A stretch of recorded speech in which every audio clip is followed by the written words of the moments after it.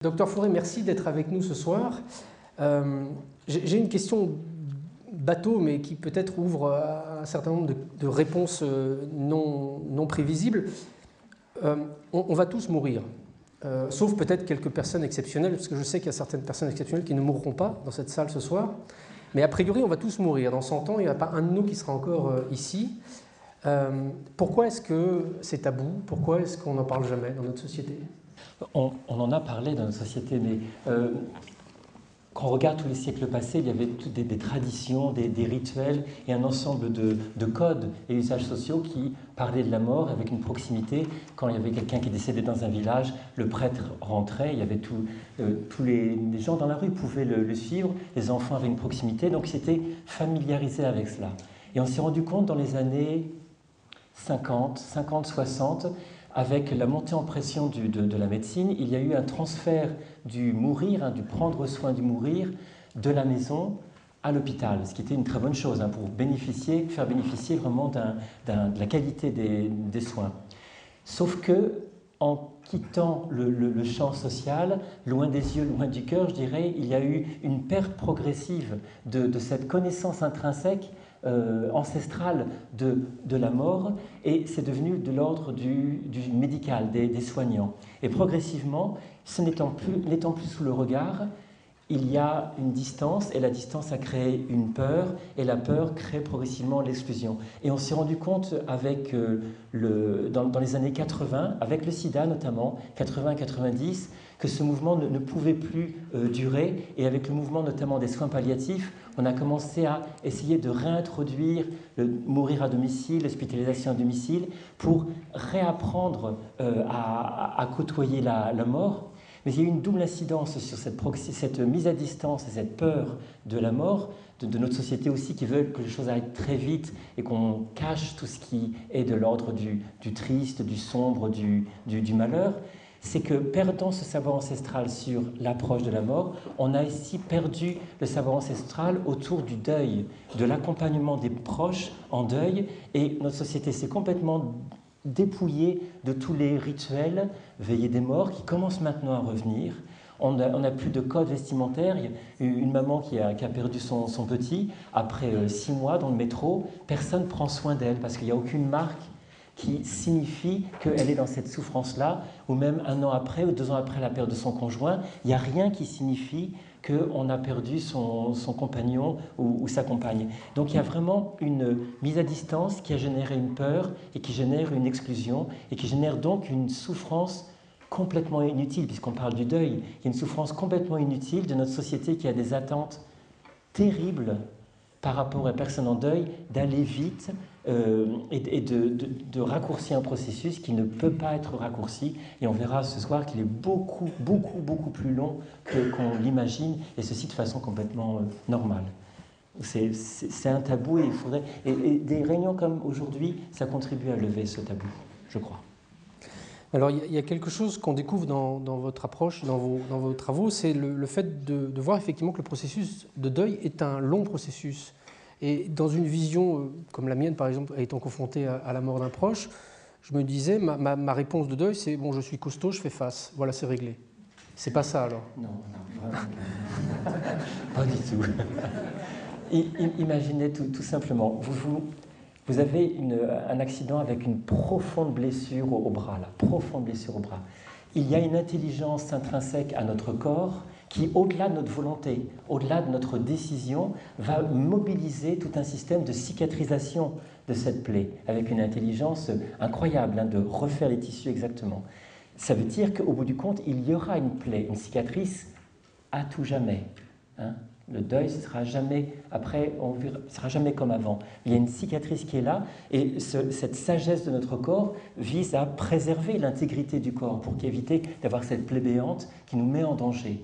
Le processus de deuil, c'est exactement la même chose, mais au niveau psychique.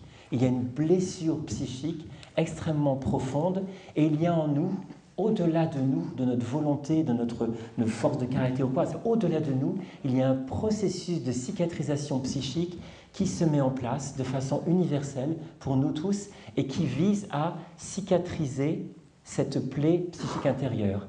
Et là encore, il y aura toujours une cicatrice qui fera plus ou moins mal. Donc on n'est pas du tout dans une idée de deuil égale tourner la page, oublier, passer à autre chose, ça n'a rien à voir. Le processus de deuil, c'est un processus de cicatrisation.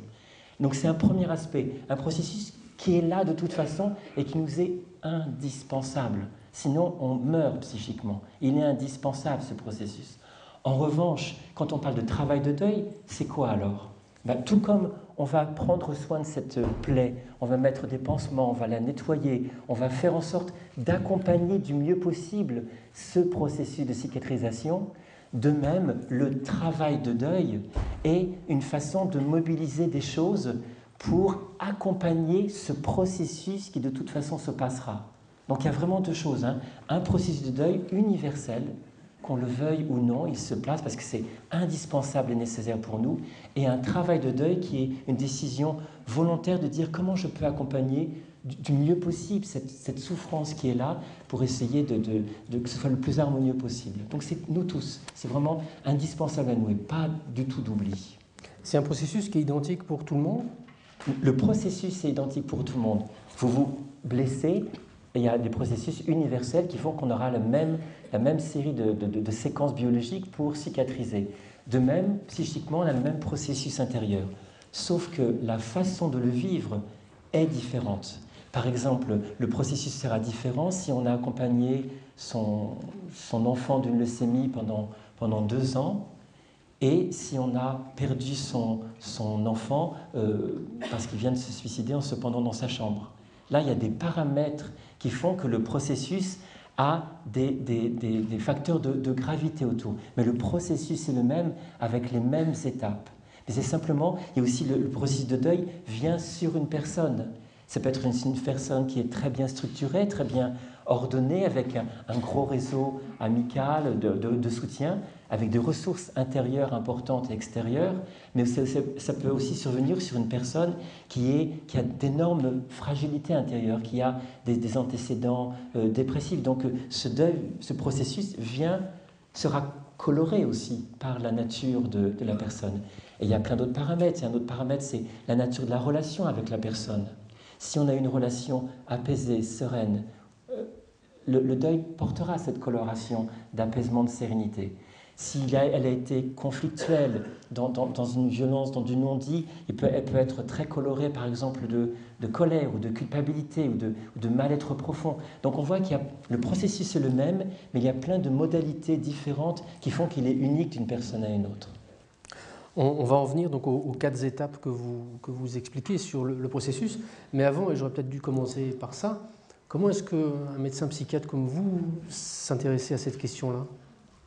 Ça a commencé en fait par le travail dans les soins palliatifs. Quand j'étais bébé médecin, mon dernier stage d'externe en tant que médecin, c'était à l'hôpital Pasteur, à l'hôpital de l'Institut Pasteur, et c'était en 87, là où il y avait le sida sans aucun traitement.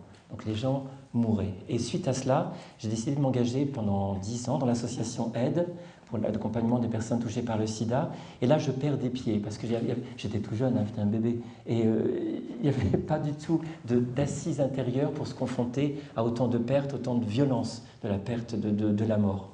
Et donc, je suis allé gratter à la porte d'une unité de soins palliatifs à Villejuif, et là, Michel Salaman, qui est une des pionnières en soins palliatifs en France, m'a ouvert la porte et a dit « Christophe, apprends tout ce que tu veux ».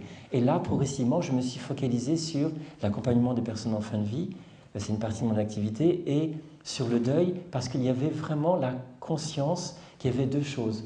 À la fois une méconnaissance de notre société qui rajoutait une souffrance supplémentaire inutile car liée à la méconnaissance du deuil, et un deuxième axe qui est essentiel pour moi, c'est que je suis ancré dans la conviction qu'il y a un chemin, c'est un processus. Le deuil, ce n'est pas un état fixe, et il y a des étapes, et au bout de ces étapes, il y a une véritable reconstruction intérieure, mais qui est extrêmement lente et douloureuse, et c'est cette conviction-là, sinon ce serait maso d'être dans que de la souffrance tous les jours, mais il y a cette conviction qu'il y a une présence intérieure de la personne qu'on a perdue qui s'installe, et que ce n'est pas juste une notion psy comme ça, que c'est une réalité, une expérience intérieure, et que c'est cette conviction qu'en accompagnant les personnes, il y a cette issue-là. Donc au fil du temps, je suis allé dans cet axe-là, et maintenant je me focalise beaucoup plus sur les deuils traumatiques, les violences, après essentiellement le suicide, mais homicide ou d'autres choses des morts brutales, violentes, parce qu'il se rajoute là-dessus une composante post-traumatique qu'il est important de prendre en compte également. Donc c'est ça le trajet, c'est partir des soins palliatifs et c'est arriver au deuil traumatique. Et alors si on devait donc poser rapidement ces 4 étapes, est-ce qu'on peut entrer dans le détail justement de ça? Les 4 étapes, bon, il peut y avoir 5 étapes, 6 étapes, c'est juste pour décrire le processus, mais il est important à connaître, et sans entrer vraiment dans le détail, il y a des points essentiels dans ce processus de deuil. Première étape, c'est la phase de choc, c'est le coup de téléphone du gendarme qui annonce un accident sur la route, c'est le dernier souffle de son compagnon, la chambre d'hôpital. Et là, c'est tellement énorme, c'est tellement absurde que notre esprit, au-delà de nous encore, ce n'est pas une décision qu'on prend, va mettre des protections psychiques entre nous et cette douleur pour éviter d'avoir mal. Donc ça fait comme si on coulait en nous une espèce de chape de béton pour mettre à distance la souffrance. Sauf que ça a aussi pour effet d'anesthésier. Et pour ceux d'entre vous qui ont connu ça, vous savez bien qu'il y a pendant quelques heures, quelques jours, quelques semaines, un état d'irréalité. Comme un zombie, on fonctionne comme un robot. On commande un cercueil, c'est absurde. On va faire les courses pour accueillir les proches, on prépare la cérémonie. Et curieusement, on ne va pas si mal parce qu'on est anesthésié et on est dans quelque chose qui est d'une fébrilité, dans un stress biologique aigu aussi. Il y a une composante biologique. Ça, c'est la première étape. Et la deuxième étape consiste après toutes les obsèques, les proches sont rentrés à la maison, on est là dans son canapé à la maison, et dit « Ok, mon enfant est mort, mon compagnon est mort, mais qu'est-ce que je fais maintenant? Comment on vit ça ?» Et là, il y a une deuxième étape, et elle est souvent méconnue, cette deuxième étape. Je l'appelle la phase de fuite-recherche, qui va durer entre 6, 8, 10 mois. Et qui constitue une étape, fuite de quoi? Fuite de la souffrance. On sent qu'il y a un tsunami de souffrance qui arrive derrière soi, à toute vitesse, et on croit que si on court suffisamment vite devant, on ne va pas être rattrapé. Et ça se traduit comment ça? Par une espèce d'agitation pendant les premiers mois, où on se remplit d'activités. Un exemple typique, un homme qui a perdu son petit, il va au travail à 7 heures, il rentre à 22 heures, il bosse, il prend du travail pour à la maison le week-end, pour vraiment pas penser, ou alors faire plein d'activités. Et voilà, c'est la première chose, essayer d'être activité très fébrile pour ne pas rencontrer cette souffrance-là. Et c'est légitime, ce n'est pas quelque chose qu'on choisit, ça s'impose à soi. C'est indispensable à comprendre, ce n'est pas un choix, ça s'impose à soi. Et le deuxième aspect de cette deuxième étape, c'est la phase de recherche. Il y a quelque chose d'essentiel. On a besoin, quand on tend la main, de toucher quelque chose de la personne qu'on a perdue. C'est-à-dire, on a besoin de toucher les pulls, les vêtements. Et donc on va garder les vêtements, parfois pendant 1 an et demi, ce qui est normal. On a besoin d'avoir l'odeur, les eaux de toilette, on les garde, on garde le doudou qui a l'odeur de l'écaillé ou du vomi du petit, mais on le garde parce que les draps, parfois on ne les lave pas. Et tous ces comportements peuvent être étranges pour les proches, mais c'est un besoin qui est là. Donc toucher, sentir, entendre, et parfois on peut garder le forfait téléphonique pendant 1 an ou 2 ans, juste pour avoir la voix de mes répondeurs automatiques. Et c'est normal. Qu'est-ce qu'il y a d'autre comme autre toucher, sentir, voir les photos partout dans la maison pendant 1 an, 2 ans, c'est normal, etc. Donc cette phase de recherche fait qu'on a besoin encore et encore. Je ne suis pas trop long là. Pas du tout. Vous êtes pressé, vous? Je suis bavard, c'est pour ça. Je ne laisse pas la parole. On a besoin encore et encore de recréer le lien. Parce que, petite parenthèse, le processus de deuil, c'est aussi un processus de cicatrisation, mais une autre façon de le voir, c'est de passer d'une relation extérieure objective avec la personne qu'on aime à une relation intérieure subjective qui est une expérience de sa présence puisqu'elle n'est plus dans le monde. Et tout ce mouvement, c'est ça le processus de deuil.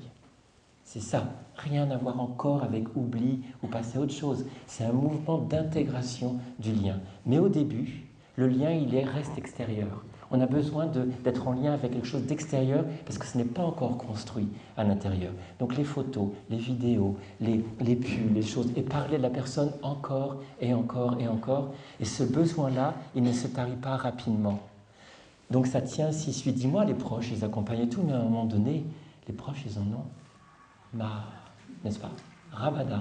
Et ce qui fait qu'après 10 mois, quand ils arrivent à la maison, ils disent attends, les photos de ton mari partout. Non, nous on ne peut plus. Et on est obligé d'enlever les photos, ou quelques photos. Le répondeur automatique, attends, quand on appelle et qu'il y a ton fils, c'est sur le répondeur automatique, non, c'est plus possible. Et on efface la cassette. Il a fallu laver le doudou, il a fallu peut-être ranger certains vêtements, etc., etc. Donc au bout du temps, il y a beaucoup moins de soutien extérieur social pour accompagner ce mouvement-là. Et c'est là où notre société se prend les pieds dans le tapis, parce qu'on commence à dire « Attends, c'est plus tout à fait normal, là. Il est temps de passer à autre chose. » Mais seulement à la deuxième étape d'un processus qui rencontre 4. On est au milieu, on n'est même pas, on est au début, ou presque au générique de début dans le vécu du deuil. Donc il y a vraiment et c'est là où une souffrance erronée se génère, parce qu'on est en décalage. C'est pas nous qui avons tort, c'est la société qui a tort de dire va plus vite que la musique. C'est pas le cas. Et là, on arrive près de 10, 11 mois après le décès, donc il n'y a plus beaucoup de soutien extérieur. Les gens appellent moins, n'est-ce pas? Hein, ça c'est clair. Il y a des gens qui font ça. Ouais. Il y a moins de support tangible extérieur de la personne qu'on aime, moins de support tangible. On n'arrive plus à se souvenir exactement d'une intonation particulière de sa voix ou d'un grain particulier de la peau de son bébé, on ne s'en souvient plus tout à fait, ou de son poids. On n'arrive plus tout à fait à se souvenir de ce petit truc particulier dans le regard qui était là. Et donc il y a des supports extérieurs qui sont progressivement perdus. Il y a aussi les mécanismes de protection qu'on avait mis au début, qui vont progressivement s'émousser au fil du temps. Et quatrième élément, il n'y a pas encore assez d'éléments de construction intérieure dans le lien intérieur, ce qui fait que, à la fin de la deuxième étape, on est dans un moment où on a l'impression de perdre la personne une deuxième fois. Et c'est là qu'il y a ce qu'on appelle la troisième étape. Un moment donné où, alors qu'on pensait que les choses commençaient à se stabiliser, ça commence à se casser la figure. Et c'est normal. Et la plupart d'entre nous ne le savons pas. Qu'il y a un moment donné où on entend les gens dire, après 6, 8, 10 mois, ou 11 mois, 12 mois, ce sont les moyennes évidemment, ils disent c'est pire maintenant qu'au début. On m'avait dit qu'avec le temps, ça irait mieux, mais avec le temps, ça s'aggrave. Qu'est-ce que je ne fais pas que je devrais faire pour que ça aille mieux? Or, il n'y a rien de particulier à faire, c'est juste la dynamique propre du processus. Mais si on l'ignore, on peut réellement paniquer en se disant « mais c'est pas possible, là je fais tous les efforts pour aller mieux et ça se dégrade. Il y a quelque chose qui ne va pas, j'entre dans un deuil pathologique, enfin toutes ces bêtises qu'on peut se dire ou que l'entourage peut dire. Or, c'est complètement normal. Et c'est l'entrée dans cette troisième étape qui, pour moi, est la phase la plus douloureuse du deuil, à distance, parfois même à 1 an après le décès. Pour moi, ça commence vraiment là. C'est le moment où il y a le manque avec un grand M, le vécu de l'absence avec un grand A. Je suis désolé pour ceux d'entre vous qui viennent de perdre un proche, mais autant anticiper la réalité du processus. Ce n'est pas oiseau de mauvais augure en disant ça va aller moins bien après, mais plus on a la connaissance du processus, puis quand les choses surviennent, on sait en connaissance de cause. La connaissance ne permet pas de faire l'économie de la souffrance, n'est-ce pas? C'est parce qu'on sait qu'on a moins mal. Mais au moins, on peut être rassuré à un certain niveau que le chemin qu'on est en train de suivre, on n'est pas en train de se perdre dans des chemins de traverse. On est sur le chemin, même s'il y a la souffrance à parcourir ce chemin-là. Mais au moins, on sait qu'on est dans quelque chose qui est cohérent, qu'on n'est pas en train de partir en vrille dans quelque chose qui va être dangereux pour soi à long terme. Et cette troisième étape, je suis loin. Cette troisième étape, ça continue. Cette troisième étape, c'est ce qu'on appelle la phase de déstructuration. Ça veut bien dire ce que ça veut dire. Déstructuration, c'est il y a progressivement une perte de tous les repères qu'on avait construits auparavant. Et là, vous savez, c'est comme s'il y avait un ventilateur au plafond. L'électricité, c'est l'énergie de la relation, ça tourne. Au moment du décès, l'électricité s'arrête. Mais le ventilateur, il ne s'arrête pas de tourner pour autant. Il continue sur sa lancée. Ça, c'est la deuxième étape. On continue sur la lancée de la relation dans laquelle on était pendant plusieurs mois, 6, 8, 10 mois. Et on a l'impression que ça pourra continuer comme ça tout le temps. Or non, parce qu'à un moment donné, ça s'arrête, le ventilateur. Et c'est la troisième étape. On se dit, la prise de conscience très intime, dans toutes les strates de soi, on se dit, non, cette personne ne reviendra plus. Et ça, c'est pas que dans la tête, on commence à le sentir dans le cœur et dans les tripes. Et c'est pour ça que c'est le plus douloureux, parce qu'en plus, quand on tend la main, il n'y a plus rien, il n'y a plus beaucoup de support. Et ce temps-là est un temps qui a une tonalité dépressive, pas une dépression. Je l'appelle vécu dépressif, parce que c'est un temps incontournable. Vous savez, même quand j'accompagne des personnes qui sont en deuil, je l'anticipe cette période-là, et j'en parle très souvent avant.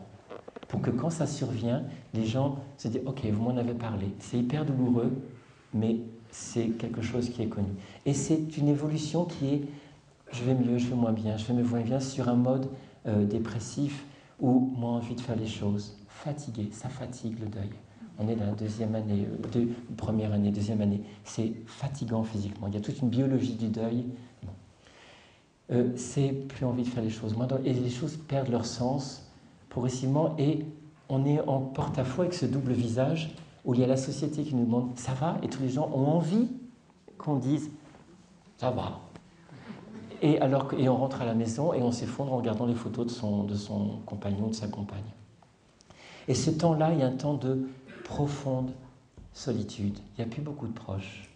Il n'y a plus beaucoup de gens qui mentionnent le nom de la personne qu'on a perdue, et on a l'impression que comme ça dure longtemps, plusieurs années, sachez-le, plusieurs années, on a l'impression, même pas l'impression, la certitude que maintenant ce sera tout le temps comme ça. Qu'on va être figé là-dedans à tout jamais. Et on oublie que c'est un processus et que les choses continuent dans les tréfonds de l'être, dans les tréfonds de l'inconscient, à travailler, même si ça travaille de façon extrêmement lente, extrêmement douloureuse, avec l'impression de tourner en boucle encore et encore, d'enquiquiner tout le monde, d'enquiquiner ses enfants, ses proches, et dans une espèce de calme désespérance, il y a quelque chose qui chemine. Il y aurait plein de choses à dire sur cette troisième étape, mais on arrive sur la quatrième, et ce n'est pas un truc joli pour faire un happy end, comme dans les films américains, c'est une réalité. La quatrième étape, ça survient des années après. Je ne vais pas vous dire 6 mois, c'est des années après, il faut vraiment être clair. Et il y a quelque chose qui s'installe par petites touches au début, c'est très imperceptible. Mais il y a progressivement quelque chose qui se passe intérieurement, à 3 niveaux, je dirais. Premier, une redéfinition de son rapport aux autres. Le rapport, on devient de moins en moins en colère par rapport aux autres, parce que Dieu sait si on est en colère pendant les 1, 2 et 3e étape, parce qu'ils ne comprennent pas. Mais moins de colère, on se définit différemment. Par exemple, une maman qui avait son petit avec, elle allait au square, elle était avec les autres mamans, elle avait un réseau social, elle avait une identité de maman avec un petit dans ce square. Si son petit décède, elle ne va plus dans le square. Et donc, il y a un changement d'identité, elle a d'autres amis, elle ne va plus les voir. Elle doit se réajuster à un autre monde. Une personne qui avait épousé un notable dans le village, une jeune femme ou un jeune homme qui épouse, enfin plutôt une jeune femme, un notable du village, ce notable décède, elle devient veuve machin, et peut-être un certain statut, avec des bénéfices secondaires d'être veuve machin. Et puis elle tombe amoureuse après, je sais pas, 4 ans, 5 ans d'un autre monsieur, elle l'épouse, et elle change de village, et elle perd. Il y a des pertes secondaires aussi, des pertes d'identité, qui fait que cette redéfinition par rapport au monde, c'est aussi un travail intérieur de réajustement d'identité. Deuxième temps de cette quatrième étape, c'est redéfinition de la relation avec la personne qu'on a perdue. Et c'est là où on commence, et tant qu'on ne l'a pas vécu, on ne sait pas, quelque chose de l'ordre d'une présence qui ne dépend pas du temps, ni dépend pas du lieu, c'est hors du temps et de l'espace, une expérience de présence intérieure de la personne qu'on a perdue, qui fait qu'on peut s'autoriser parfois à ne pas y penser, on sait qu'elle est juste à une pensée de soi. Et c'est quelque chose qui est une réalité, qui est décrit par les personnes. Et quand je parle de ça aux personnes qui sont dans la 3e étape, personne ne me croit. Je dis, mais non, pas moi, les autres oui. Pas moi, c'est trop douloureux, ça fait trop mal, c'est un suicide, monsieur. C'est des circonstances abominables, pas moi. Moi, c'est l'exception. Et ben, en travaillant, on arrive à ça. C'est une vraie promesse, mais il y a un vrai travail derrière. Et enfin, la troisième temps de cette quatrième et dernière étape, c'est redéfinition de soi par rapport à soi. C'est qui je suis devenu en tant que personne par ce chemin-là. Et il y a tous les crans de reconstruction possibles, parfois 2-3 crans en dessous de qui on était. C'est une reconstruction. Ou 2-3 crans au-dessus de qui on était, peut-être dans une ouverture du cœur, peut-être une dimension spirituelle qui s'ouvre, là où on revient pas comme avant, jamais comme avant, et ça se terminera jamais. On ne pourra jamais être comme avant, mais on sera toujours dans un... Il n'y a pas de fin de deuil. Faire son deuil, vous rayez ça de votre vocabulaire, ça n'existe pas. C'est-à-dire faire son deuil, c'est absurde, ça ne veut rien dire, mais cheminer dans son deuil et cheminer au fil des années. On a perdu son petit garçon à 6 ans, 10 ans après, il a 6 ans en soi et il a 16 ans. On a perdu son compagnon à 40 ans, 10 ans après, il a 40 ans et 50 ans. Donc il y a vraiment ce cheminement-là, et de là après, c'est ça, ce chemin de deuil dans ces étapes. C'est très très vite, mais c'est en essence, c'est cela, et on voit l'essence de ça, donc passer d'une relation extérieure à une relation intérieure. Waouh. Est-ce que ça se fait tout seul? Est-ce que c'est un processus, je dirais, d'intellectualisation passive en disant bon bah j'ai bien compris ce qu'on vient de m'expliquer pendant cette conférence, maintenant je vais méditer dessus, ou est-ce qu'il y a des choses à... Moi je médite rarement quand je me suis blessé sur la peau qui se cicatrise. En revanche, ça, je n'ai pas d'impact là-dessus. Ça se fait. Il y a vraiment une confiance intrinsèque que ça se fait. En revanche, ce que je peux faire, parce qu'on est beaucoup dans une société du faire, et puis je suis un gars, les gars, ils aiment bien faire des choses, c'est de pouvoir mobiliser le plus de ressources intérieures, extérieures, pour accompagner du mieux possible. Hein. Par exemple, s'il m'appelait, je la laisse au grand vent sans mettre un peu de stéristrip ou des points, ou si je me roule dans la terre comme ça et que j'y prête pas soin, bah, elle risque de s'infecter, elle risque de faire une mauvaise cicatrice avec des déformations. Voilà, j'y pense pas, mais je ne crée pas les conditions pour accompagner ce processus qui se fait tout seul. Mais si je nettoie, je mets des stéristrips, je mets un pansement, je nettoie régulièrement, là j'accompagne et la cicatrice sera toujours là, à tout jamais, mais au moins elle sera de bonne qualité. Donc ça se fait, et ça se fait avec des conditions. Et les proches sont le facteur déterminant pour le bon déroulement de cela. C'est là où le bas blesse peut-être, parce que même s'ils sont de la meilleure intention et dans de meilleures dispositions, au bout de 12 mois, effectivement, ils commencent à ne plus être disponibles du tout pour ça. Donc, ouais, et ils font des bourdes. Des paroles malheureuses, c'est alors le truc. Bon, tu es encore jeune, tu pourras te remarier. Faut faire un autre enfant. Bon, mais tu as déjà d'autres enfants. C'est un best-of, ça. Tu as déjà d'autres enfants. Qu'est-ce qu'on entend comme ânerie aussi? C'est bon, bah, enfin, etc. Genre d'âneries qui sont là, qui partent toujours du. Ou alors, allez, secoue-toi, moi je suis ta copine, je suis ton copain, je ne veux pas t'essayer de morfondre là-dedans, allez, on va vider la maison de toutes les affaires de ton mari, hop, hop, hop. Non, ça fait juste 3 mois, j'ai besoin un exemple, hein, d'entrer dans l'armoire et de me mettre entre ses vestons. Et de rester là. Quand on raconte ça aux copines, on dit tu fais ça là? Et alors que oui, on fait ça. Mais il y a une telle méconnaissance de ce qui se passe, des besoins fondamentaux qui sont là, qu'on arrive à mettre une étiquette pathologique sur ce qui est complètement normal et même, je vais plus loin, souhaitable dans le processus. Hein. On a besoin de support tangible avant d'avoir le support intérieur. Donc, les autres, et c'est pour ça que c'est important qu'il y ait des discours sur le deuil pour, lentement mais sûrement, il y ait un changement d'attitude. Et moi, je crois que le plus gros changement d'attitude, c'est une conscience de temps. Hein, là où le bas blesse, c'est qu'on veut que ça aille trop vite. Si les personnes intégraient qu'il faut beaucoup plus de temps, que le premier anniversaire du décès, 1 an après, est un temps hyper fragile, où se réactive tout ce qu'on a vécu 1 an avant, que 2 ans après, c'est la même chose, que 3 ans après, c'est la même chose, et parfois avec la même intensité, parfois pire. Si on le sait, on accompagne ça, on est présent. Si on sait que même 1 an et demi ou 2 ans ou 3 ans après, à un repas, on lève un verre, un repas Noël, on dit à Sébastien, le petit Sébastien qui est mort il y a 3 ans et dont personne parle, ben on fait juste du bien. Et les gens se taisent parce qu'ils ont la même connaissance, disent « mais on va remuer le couteau dans la plaie », comme si la maman qui a perdu son petit, après 3 ans, il n'y pensait plus. C'est aberrant, quoi. Non, on ne va pas lui rappeler son enfant, mais il y pense tous les jours à son enfant. Il y a quelque chose de véritablement apaisant et rassurant de savoir qu'on n'est pas la seule personne à porter le souvenir de son enfant, ou de son compagnon, ou de son papa, ou de sa maman. Et il y a vraiment des petites choses, c'est des petits détails qui, mis bout à bout, font la différence et extraient, quand on est dans cette peine-là, extrait de ce sentiment de solitude intrinsèque. Le deuil, c'est un processus de solitude ultime. Okay, ça nous ramène, mais ça c'est qu'on le veuille ou non, hein, c'est un mouvement centripète. Ça nous ramène toujours au cœur de l'intime de nous.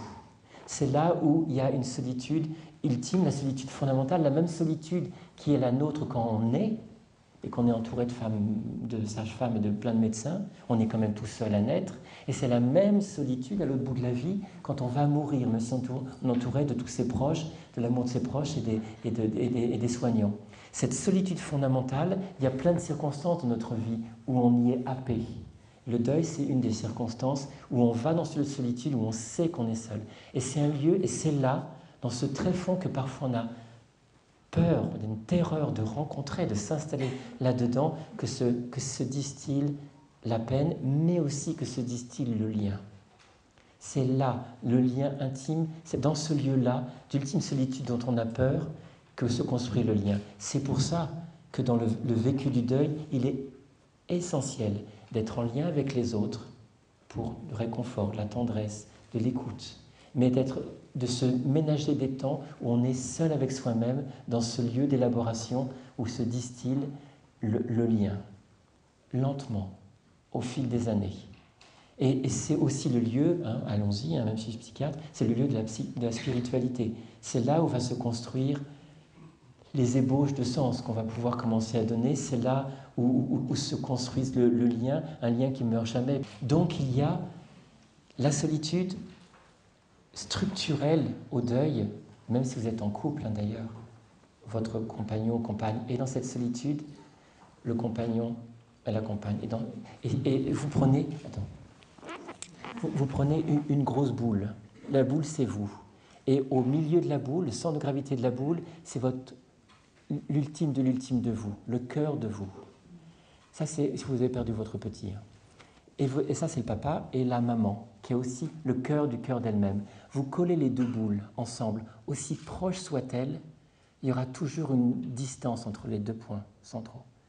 Donc il y aura toujours une distance structurelle entre deux personnes qui sont en deuil. On ne peut pas se rejoindre. Et il n'y a pas un bug, il n'y a pas une erreur de casting sur le conjoint. Non, c'est juste que structurellement, il y a et donc pas en vouloir au compagnon ou à la compagne, il dit mais attends, tu es la personne que j'aime le plus au monde et tu n'es pas là. Tu n'es pas là, je ne te sens pas là. Ben non, parce qu'il ne peut pas y être.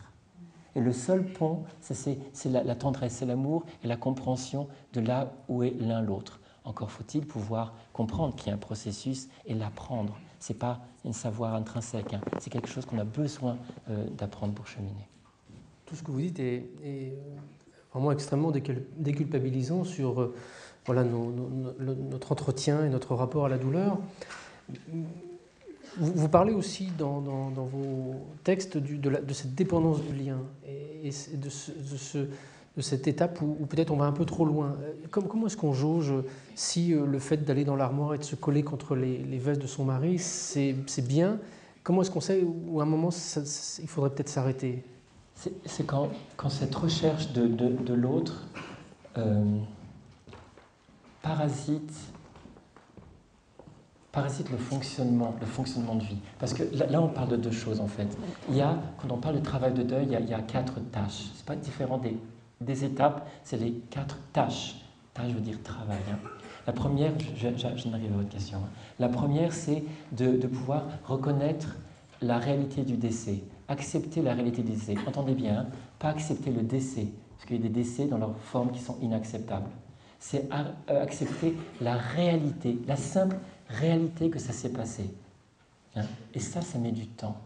On est très souvent dans une dimension incroyable, qu'on ne peut pas croire, même après un an et demi. Donc il faut cheminer pour pouvoir prendre conscience que oui, il n'est plus là, elle n'est plus là.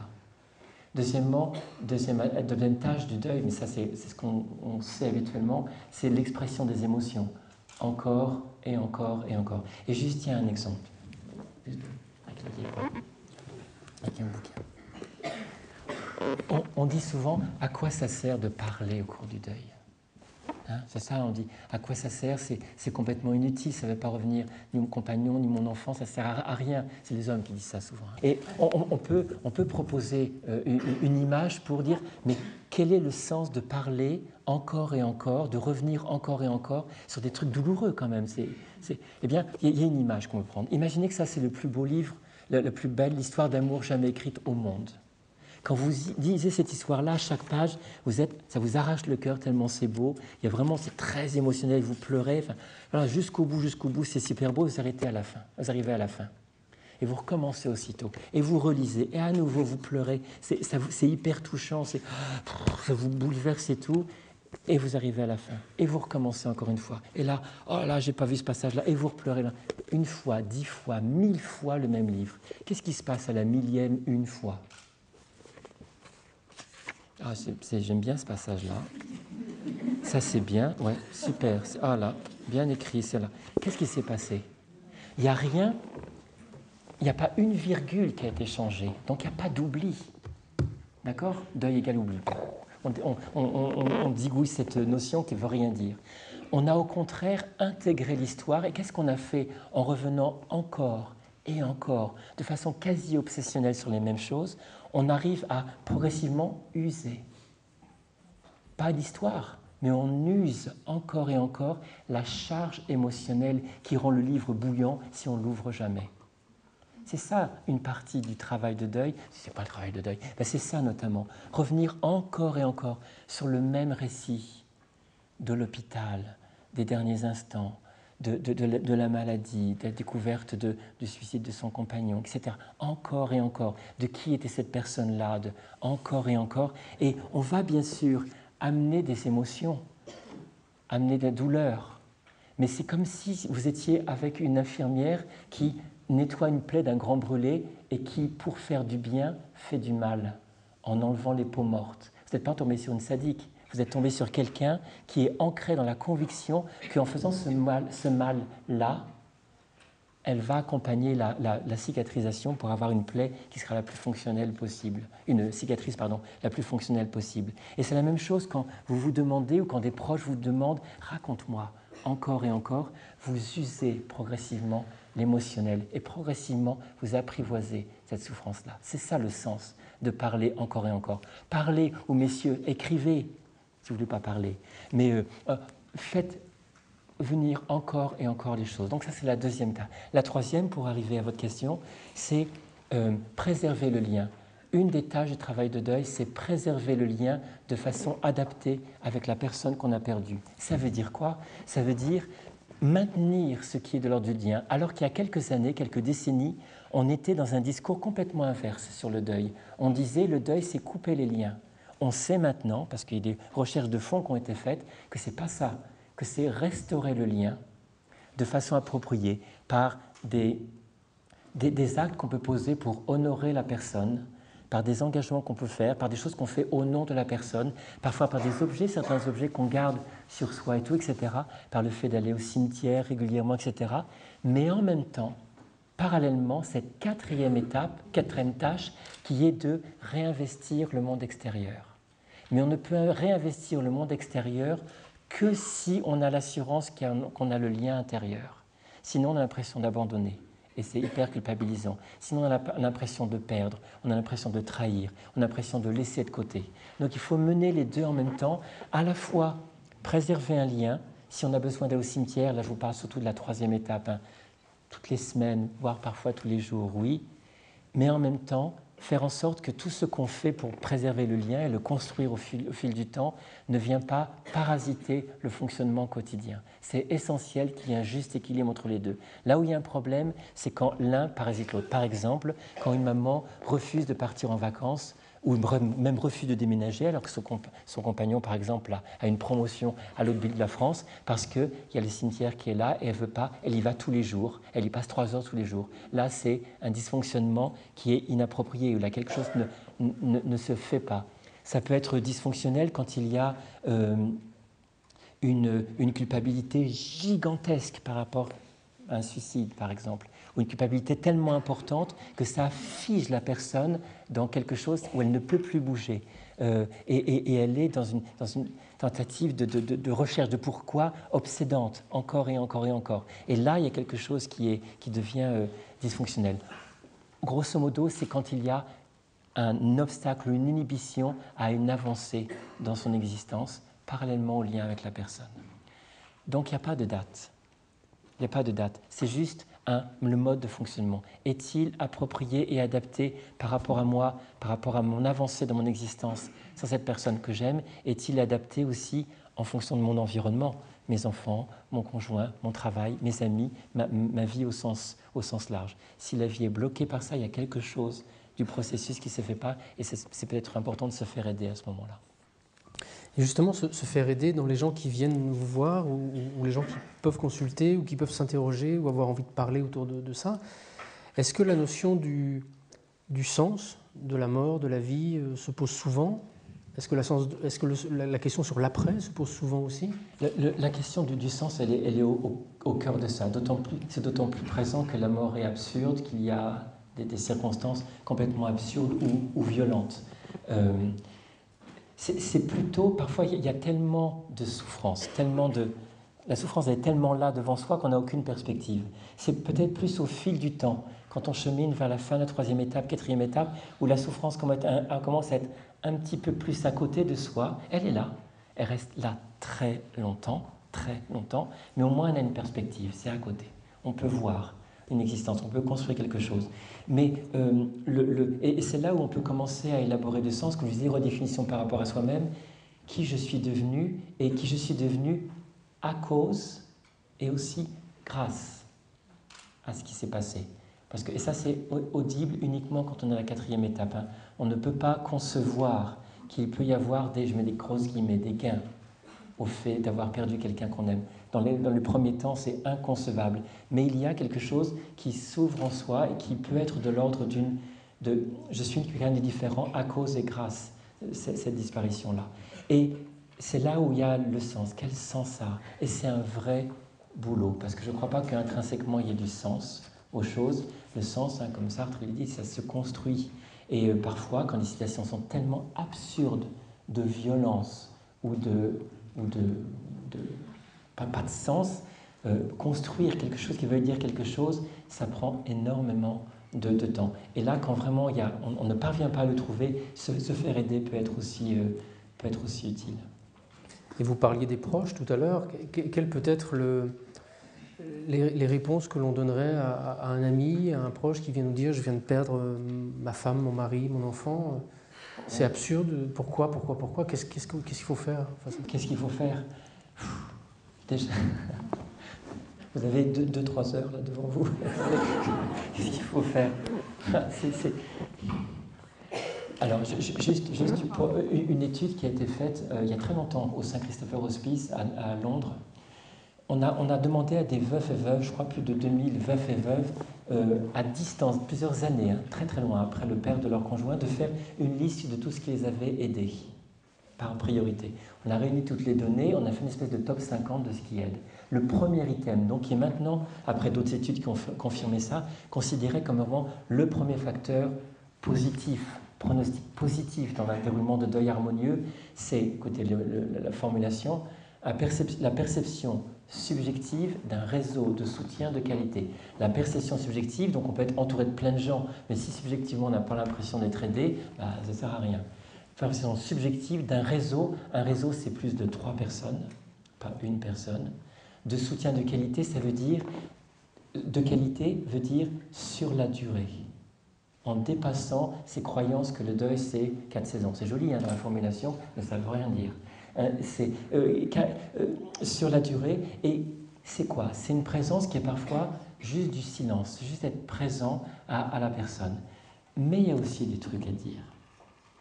Et je vais vous donner très brièvement un kit de survie relationnelle pour pas partir en courant quand quelqu'un vous dit j'ai perdu un proche et je ne sais pas quoi faire. Parce que vraiment, il n'y a rien de pire que d'être abandonné alors qu'on vient de s'ouvrir à quelqu'un en disant aide-moi, dis-moi. Et ce petit kit de survie, c'est tout simple. C'est 3 questions, 5 tiroirs. Je fais vite. La première question, ces questions sont construites, non pas un concept psy, comme ça, théorique, non, ça répond aux besoins. Et si vous voulez prendre soin de vous-même, c'est peut-être aussi vous-même, vous posez ces questions, mais aussi de quelqu'un que vous accompagnez, c'est répondre à des besoins fondamentaux. Le premier, c'est qui as-tu perdu? Qui as-tu perdu? Parle-moi de la personne et parle-moi de la relation que vous aviez. Et là, c'est montre-moi les photos. Parle-moi d'elle, ses zones d'ombre, de lumière, ses qualités. Qui était cette personne qui faisait qu'elle était unique au monde? Et quelle était cette personne qui fait que votre relation était unique au monde? Ça ne veut pas dire qu'elle était forcément harmonieuse, mais parle-moi de la relation, de ce qui s'est passé entre vous. Et là, évidemment, vous allez faire pleurer. Évidemment, vous êtes en train de faire. Vous êtes en train de lire le livre encore et encore et encore. Parle-moi 6 mois après le décès, parle-moi 1 an après le décès, parle-moi 2 ans après le décès. Qui as-tu perdu? Parle-moi ça. Deuxième question. Quoi? Qu'est-ce qui s'est passé? Raconte-moi. Et là encore, toujours les mêmes choses, c'est les mêmes idées, c'est un peu obsessionnel comme façon de penser, mais c'est la même chose. Raconte-moi ce qui s'est passé. L'accident, l'hospitalisation, le chemin de la maladie, les circonstances de découverte de ton enfant. Encore le récit très factuel, encore et encore et encore. À un moment donné, si vous êtes présent pendant longtemps à ce besoin-là, en posant cette question-là, vous verrez qu'il s'est en vous, qu'il s'estompe. Il s'apaise ce besoin. On a moins besoin d'en parler à la condition qu'on ait eu l'espace pour en parler. Si personne n'en parlait, on va toujours essayer d'harponner les gens pour dire « il faut que je te raconte » et les gens disent « non, je ne veux pas » et ce besoin reste en suspens. Vous savez, les gens de la personne... J'ai fait des formations dans des maisons de retraite et il y avait des soignants qui étaient là et ils disaient « ah bah oui, Madame Machin, elle sait toujours nous raconter la maladie de son mari. Oh là là là là là !» Depuis des années, je lui dis « mais est-ce que vous connaissez l'histoire du début de la maladie jusqu'après les obsèques ?» Non. Ça veut dire que personne, dans toutes ces années, avait répondu aux besoins de cette dame-là, qui n'avait jamais eu une écoute sur l'intégralité du processus, l'intégralité de ce besoin de raconter le récit. Deuxième chose, raconte-moi ce qui s'est passé. Troisième chose, c'est où tu en es. Et des questions, on a les 5 tiroirs à revenir encore et encore. Où tu en es physiquement. Parce que c'est un processus physique, le deuil, c'est épuisant, n'est-ce pas? On est crevé quand on est en deuil. Qualité de ton sommeil, de ton alimentation. Il y a certaines maladies chroniques qu'on avait déjà en soi qui peuvent aussi se réveiller parce qu'il y a une baisse transitoire de l'immunité quand on est en deuil. On est plus facilement malade. Statistiquement, les veuves sont plus malades la première année, les veuves plus malades la deuxième année. Donc il y a vraiment une approche corporelle du deuil. S'il y a des kinés ou des psychomotriciens, parmi vous, on peut aussi aborder le corps en deuil via des massages, acupuncture, soins du corps. C'est indispensable, c'est un psychiatre qui vous le dit pourtant, soin du corps. Deuxième tiroir, comment vas-tu au niveau du corps, comment vas-tu au niveau de tes émotions? Là, c'est ce qu'on a déjà dit, parle-moi de ta culpabilité, de ta colère, de ta détresse, de ton soulagement, parfois aussi, après tout le calvaire de la maladie. Parle-moi de tout ça. Et là encore, vous usez les émotions. Ce qui veut dire que si parfois la culpabilité, comment on se débarrasse de la culpabilité? Parfois la culpabilité, notamment après un suicide, qui est un axe majeur du deuil après le suicide, on se dit mais comment se débarrasser de la culpabilité? je ne crois pas qu'on se débarrasse de la culpabilité, mais en revanche, en revenant encore et encore et encore dessus, on l'use.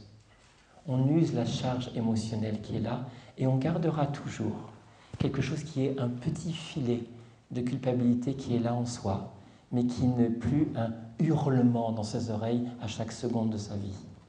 Il y a quelque chose qui est là et on peut se permettre quand même de réembrasser sa vie, voire être heureux, mais il y a toujours ce quelque chose qui est là. Ça ne s'éradique pas, je ne crois pas. Et le résultat de ça, c'est de revenu encore et encore, patiemment, au fil des années, sur user cette culpabilité, mais encore faut-il qu'on ait un interlocuteur pour pouvoir entendre ça sur la durée. Et là, les proches ils doivent comprendre qu'ils sont le réceptacle important de ça. On peut le faire tout seul, mais on a besoin d'un témoin. Le processus de deuil, c'est un processus de témoin. S'il n'y a pas un témoin, s'il n'y a pas ce réseau de soutien, il y a quelque chose qui a du mal. Ça se fait, rassurez-vous, mais c'est plus poussif.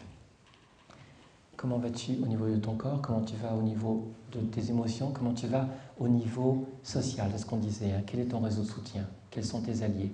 Et on dit aussi que ça évolue au fil du temps. Hein. Comment vas-tu au niveau matériel aussi? Imaginez un cas tout bête. Hein. Cette dame dans une maison de retraite, elle a une petite pension et c'est son fils qui complétait la pension. Il meurt. Elle doit quitter la maison de retraite, elle a plus assez de revenus pour rester père de son fils et père de son environnement habituel. Donc il y a des réelles composantes physiques, matérielles au processus de deuil. Et là, s'il y a des travailleurs sociaux parmi vous, vous êtes parfois en priorité sur le front du deuil. Hein, c'est aussi une dimension sociale, socio-professionnelle. Et cinquièmement, où en es-tu au niveau, comment on dit, spirituello, philosophico, machin? C'est la dimension de l'âme où tu en es dans ça. Parce que c'est un chamboulement aussi. On croit en Dieu, on n'y croit plus. On est dans une tradition, on n'y croit plus. Toutes les certitudes, les priorités de vie, ça se casse la figure parfois. Comment on reconstruit ça? Et ça, c'est évolutif. Et c'est les questions qu'on peut poser à la personne. Où en es-tu? Comment tu évolues au fil du temps? Qu'on peut l'aider à élaborer sa pensée. Donc c'est ça. Hein? Et au bout du compte, vous vous rendez compte, quand vous posez ces questions-là, ça peut être juste une petite rencontre de 20 minutes.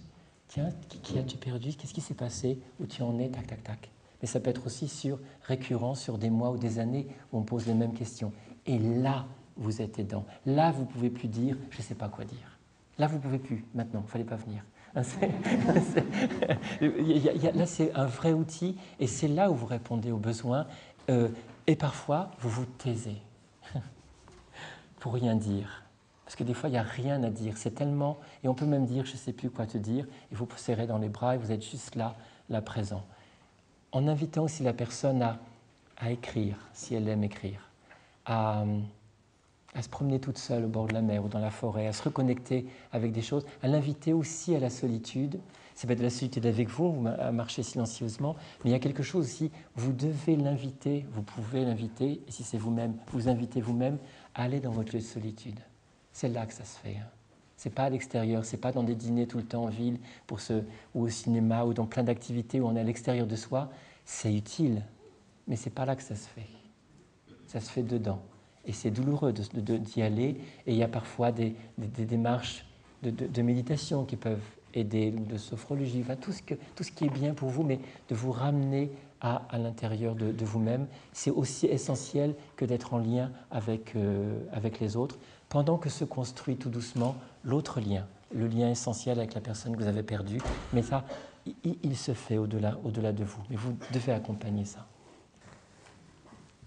Il se passe plein de choses bizarres dans votre cabinet aussi. Plein de choses bizarres qu'il ne faut pas pousser quand même. Non, mais la première fois qu'on s'est rencontrés, justement, vous m'avez raconté, à la fois un peu surpris aussi, de découvrir que des phénomènes que vous constatiez dans votre cabinet se produisaient. Est-ce que vous voulez nous en parler un petit peu? Qu'est-ce qui se passe en fait? Un petit peu, mais du bout des lèvres. On est à l'INRES quand même, on n'est pas... On est à l'INRES quand même. Hein. Et ça, je vais vous parler de quelque chose, j'en ai jamais parlé en public. Jamais, jamais. C'est ça qui me stressait aujourd'hui. Hein, de parler de quelque chose dont j'ai jamais parlé, et c'est la première fois. Et je crois même qu'on est en train d'élaborer un travail qu'on va peut-être monter de façon plus structurée autour de ce dont je vais vous parler. Je ne savais pas que ça avait un nom. VSCD, enfin non, c'est un sigle. Hein, VSCD, vécu subjectif de contact avec les défunts. Je ne savais pas que ça existait en tant que nom, alors que j'avais des histoires depuis des années autour de ça. Qu'est-ce que c'est? Ce sont après le décès de la personne, peu de temps après le décès, dans les premières semaines ou premiers mois, et très rarement, d'après des études aussi qui ont été faites aux États-Unis, au-delà d'un an après. Des perceptions sensorielles, subjectives. Donc le mot veut bien dire que ça n'atteste pas, ça n'affirme pas la réalité du contact, mais ça n'infirme pas la réalité de ce contact, où des gens disent « j'ai perçu » soit une présence indéniable, quelque chose qui est d'une présence extrêmement forte de la personne que j'ai perdue, ça c'est le plus souvent. Il y a aussi, c'est assez rare, hein, n'en faites pas une généralité, c'est assez rare, mais ça survient. J'ai entendu une voix, soit une voix qui est extérieure, soit une voix intérieure qui commente, et de façon incontestable pour la personne, il s'agit de la voix de la personne disparue. Troisièmement, il peut y avoir des odeurs d'eau toilette dans la voiture, alors qu'il n'y a pas d'eau toilette à proximité. Il peut y avoir aussi des perceptions visuelles, ou visuelles très partielles, soit très floues, soit...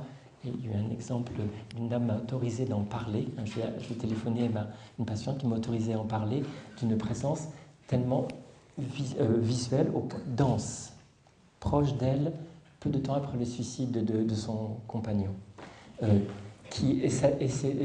Donc visuelle, olfactive, auditive, tactile, l'impression d'un contact qui est là. Une des caractéristiques de ces récits, peu importe vrai ou pas vrai, on s'en fiche, c'est pas ça l'important, c'est que la caractéristique, ça survient 1 à 2 fois. C'est toujours très bref, quelques secondes à quelques minutes, et c'est toujours dans l'immense... Moi, je n'ai jamais entendu de vécu négatif de ça. Au contraire, il y a un vécu extrêmement positif qui ancre une certitude chez la personne qui en fait l'expérience de quelque chose. Hein, et ça, c'est vraiment... et les personnes n'en parlent pas. Et à la grande différence de quelque chose de rêvé, cette dame-là qui me dit avoir perçu quelques semaines après le décès de son mari la présence dans la chambre, elle dit « je n'avais pas peur et j'ai déjà rêvé de lui ». Donc je sais très bien que la perception de lui onirique dans un rêve n'avait strictement rien à voir avec la perception de lui telle que je l'ai eue en réalité. Cette dame-là n'est pas du tout farfelue, c'est une directrice d'école, et tous les gens qui me confient des témoignages, parfois à demi-mot parce qu'ils ont peur, ils s'adressent à un psychiatre et ils ont peur que... Hein, mais quand on regarde, il n'y a pas les critères d'hallucination. Une hallucination, ça survient dans un contexte bien spécifique, il y a une détérioration psychique en lien avec ça, un processus psychotique ou quelque chose, et là, il n'y a rien du tout, si ce n'est cette histoire, survenant ponctuellement et souvent sans suite, de façon inopinée, jamais recherchée. Et quand les gens recherchent, ça ne vient pas. Et ce qui est étonnant, la plupart des gens qui m'ont confié ça n'ont jamais souhaité aller consulter un médium pour poursuivre l'expérience. Ça, c'est une caractéristique un peu étonnante. Il n'y a jamais le souci, ça se suffit en soi. Voilà, je peux juste vous confier ça. Et c'est la récurrence, hein, le fait que vous l'entendez une fois, ok, bon. 2 fois, 10 fois, 100 fois, à un moment donné, vous dites là quelque chose. Moi, je fais la différence entre ces expériences vraiment sensorielles, où il y a vraiment quelque chose de très clair, et une autre catégorie d'expériences qui sont beaucoup plus subjectives, je dirais, plus interprétatives. Un papillon qui vient, dit « c'est mon petit ». Un oiseau qui vient se poser, qui vient taper contre la vitre, c'est mon petit, c'est mon compagnon. Une circonstance, tiens, c'est la même musique qu'on a entendue dans telle circonstance. Là, je ne peux pas me prononcer du tout, peut-être que c'est quelque chose, je n'en sais rien, mais il y a tellement, c'est un support de beaucoup d'interprétation, de projection, que de ce cycle vécu subjectif de contact avec un défunt, je mets plus les expériences sensoriellement déterminées, où il y a vraiment quelque chose de l'ordre du non recherché, non spontané, bref faisant intervenir un sens particulier, induisant un vécu d'extrême sérénité et qui, je dois le reconnaître, accélère, fait sauter des étapes dans le processus. Je dois le reconnaître qu'il y a quelque chose de l'ordre d'intégration et du lien qui va beaucoup plus vite. Et on peut dire, oui, mais c'est normal, c'est les gens, ils souhaitent voir, c'est la force de désir. Attendez, quand on a perdu quelqu'un qu'on aime, tout le monde souhaite voir la personne, tout le monde. Et pourquoi ça ne se revient pas sur tout le monde? C'est ça qui est troublant. Pourquoi, dans certaines circonstances, comme pour les NDE, les expériences de mort imminente, il y a plein de gens qui ont des comas ou des accidents où la mort peut être imminente, et il y en a un petit pourcentage qui arrive avec une expérience vous connaissez le tunnel et tout. Pourquoi? On n'en sait rien. Et ce qui est dans l'étude des NDE peut vraiment se transposer dans l'étude des VSCD. Dans les NDE, Moody dit, il y a ça, il décrit, il n'affirme pas qu'il y a quelque chose. Il y a plein d'hypothèses qui sont des hypothèses biologiques. Il se passe des choses dans la biologique, chimique dans la tête de la personne, hallucinatoires ou autres, ou alors d'autres explications plus spirituelles. Mais il pose juste un constat. Ça existe. Et maintenant, il y a une légitimité à en parler et les gens plus facilement parlent de ça. C'est pas oui, il y a quelque chose après, non, il n'y a pas quelque chose après. C'est juste, ça survient dans l'expérience de la personne en deuil. Entre parenthèses, très souvent pour des pertes de conjoints.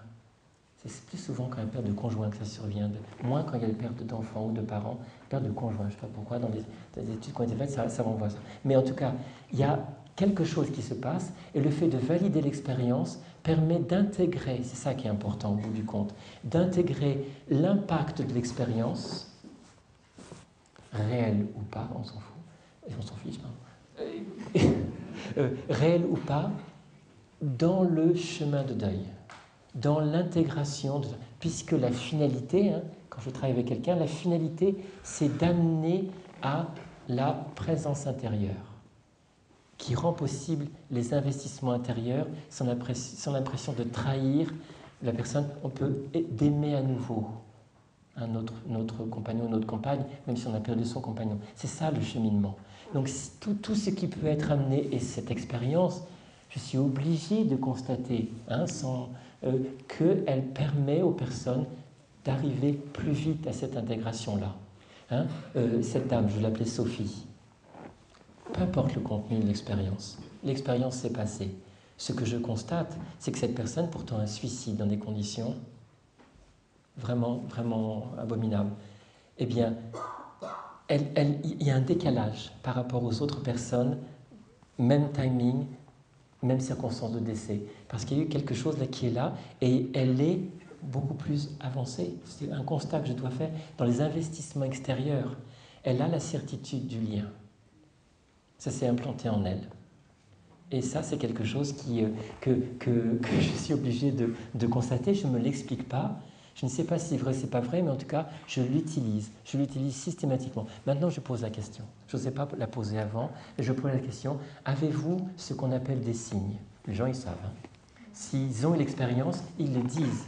Oh là là, vous allez penser que je suis complètement fou. 1000 précautions oratoires pour dire, oui, je sais, je suis rationnel, quelqu'un de cartésien et tout, mais, virgule, il faut que je vous raconte ça.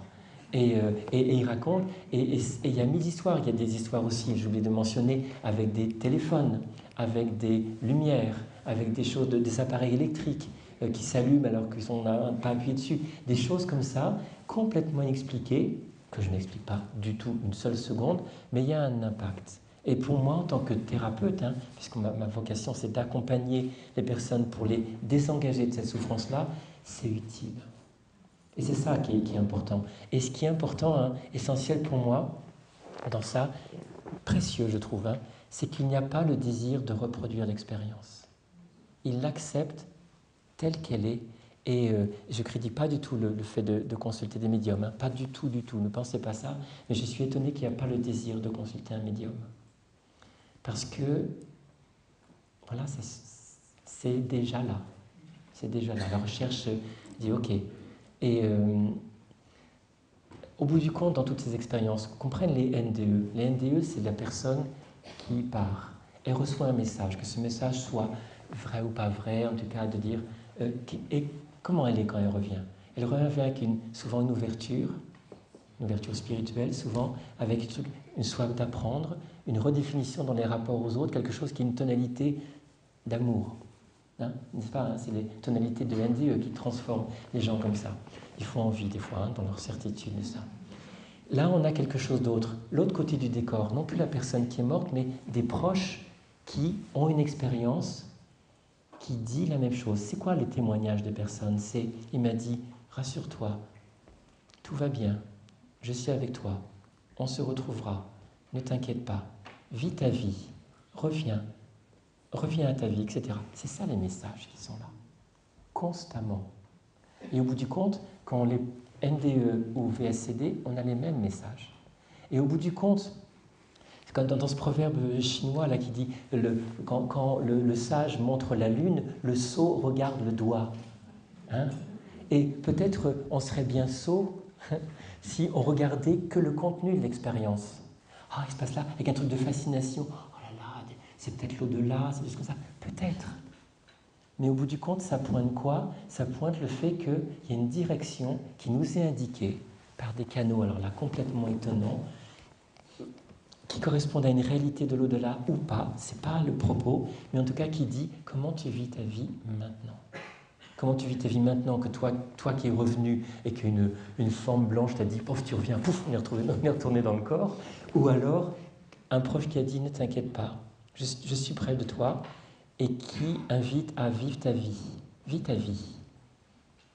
Continue à aimer, continue à grandir, continue. Et c'est ça, au bout du compte, moi, qui est le précieux de ce qui est indiqué. Le contenu, c'est intéressant à étudier hein, pour que les personnes puissent en parler, être légitimées là-dedans. Mais je crois que l'essentiel, c'est la direction qui est pointée et qui, au bout du compte, est une exigence de soi à soi par rapport à ce qu'on va pouvoir faire de son existence. Et en l'occurrence là, faire de son existence maintenant qu'on a perdu quelqu'un qu'on aime. On fait quoi de ça maintenant? Au-delà de tout le travail qu'on a à faire, de construire le lien avec elle, de continuer à éprouver le manque à chaque Noël, à chaque fête des mères, à chaque Saint-Valentin, etc. Mais toutes ces choses-là, ce sera toujours là. Hein.